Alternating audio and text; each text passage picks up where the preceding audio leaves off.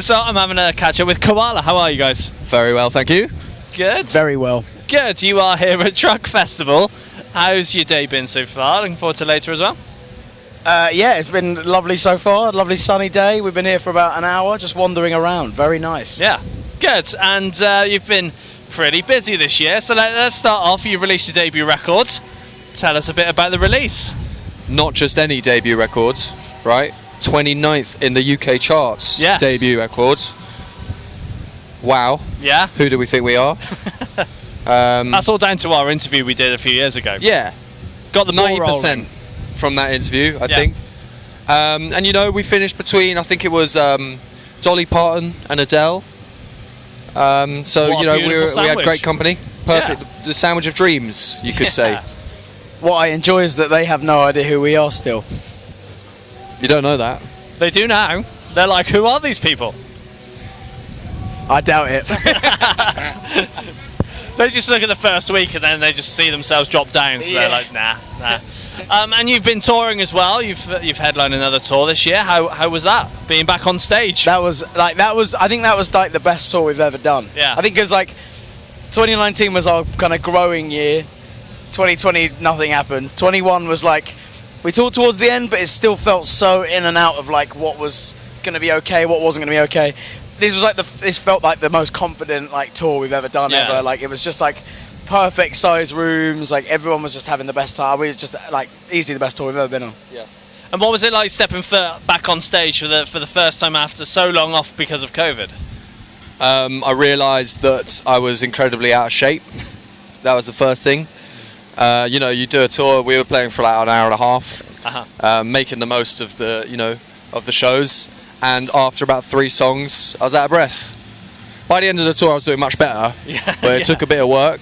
Yeah, we had to keep looking at each other like 3 or 4 songs in and be like, let's slow this down a bit, boys. Can we take a break, please? Let's cut one song out so we can have more of a break in between. Yeah.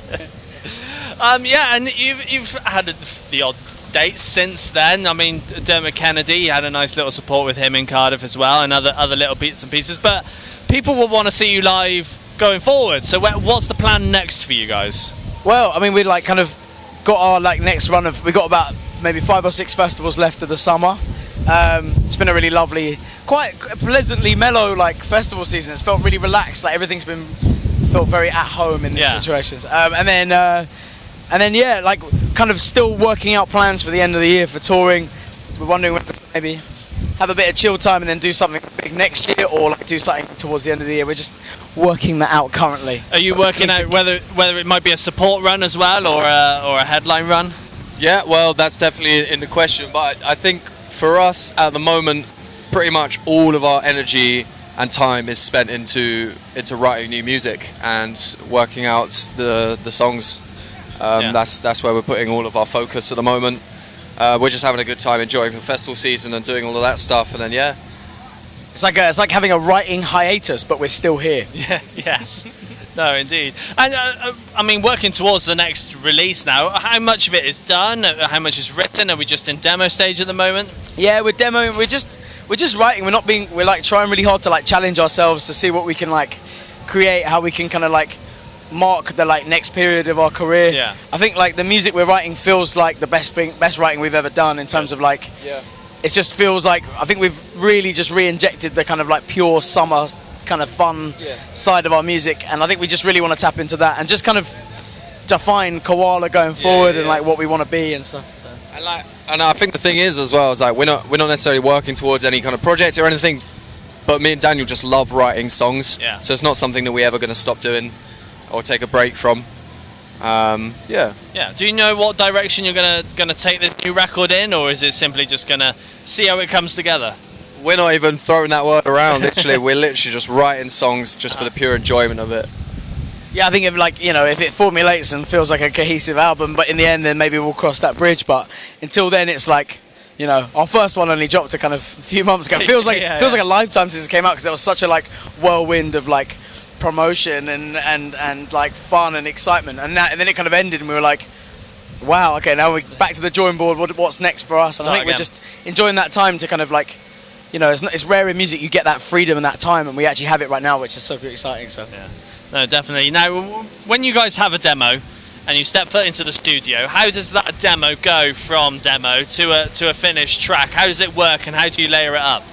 I mean, one thing I definitely noticed making demos, when you sat down and you're singing, you're writing this song and you're doing it all day, you sing it 100 times, you know, in a day. The demo vocal take that you do at the end of that day is sometimes going to be the best vocal take you could ever do, because you're in that moment. Yeah. It's in your head.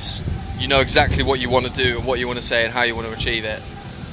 So sometimes those vocal takes from the demos carry on into the record, because you just can't recreate that magic. Do you know what I mean? Yeah, there is like a kind of magic to like that first initial moment when you write a song, where it's just like, yeah, you feel like you've perfected, like you're in that exact moment, and then you're like, this is, you kind of go, oh, it's just a demo, and then you go and start changing everything, and then you find yourself being like, actually, it worked so well as was. So what we often quite do is take a lot of inspo from the demo, use the magic of what the other boys do with their instruments to then kind of like elevate what that is already. I think the word is synergy. Yeah, no, for sure. And you guys must have a list of things that you want to accomplish. Releasing the debut record and hitting it at 29 as well is probably definitely somewhere on your list of bucket list things to do. What's kind of one thing that you absolutely want to achieve in Kawala? I think it's difficult to kind of like pinpoint direct kind of goals, because I think like it kind of what we've always had goals, and then when they've been achieved, it's been more like, actually it's more about the kind of the journey of getting it that's the fun bit. But I guess probably just headline Glasgow. You know what I'm saying? I don't know. What about you? Jason Derulo feature. Yes. Jace. Oh, Jason Derulo feature. Well, Jason, if you're watching, he is.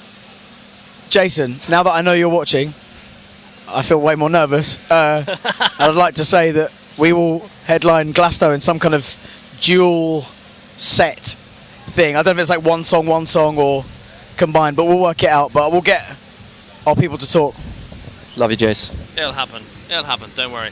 And I'm sure you'll be wanting to take your music abroad as well. So what's the plans for Europe, the States, and beyond? We have a few European shows, festivals coming up. We only played our first, because 2019 was only our first proper year of touring. Yeah. We had our first European headline this year in Holland, and that was like, went down amazing. Full room, sold out show. You know, it felt like a Kawala gig. Everyone was singing along, jumping up and down. Yeah.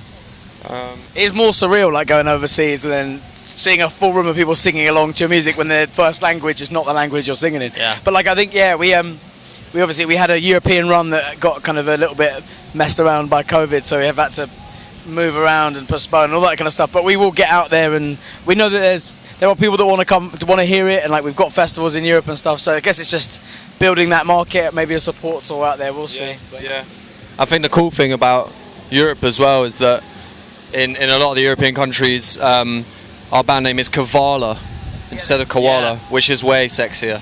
Kawala. I think you should run with it. So I'm excited about that, being called Kawala. Kawala. Go with it. Run with it. I'd also like it to be known publicly, especially for Jason, that I am of the three of us. They're on a bit of a downward hill, and I am also at the bottom of the hill, so I can't help. Let's show them how downward the hill is. Now we're all normal heighted. Well, now we've sorted that, we'll leave it there. So thanks so much for having a chat and a catch up. Thanks for having us. Thanks so much.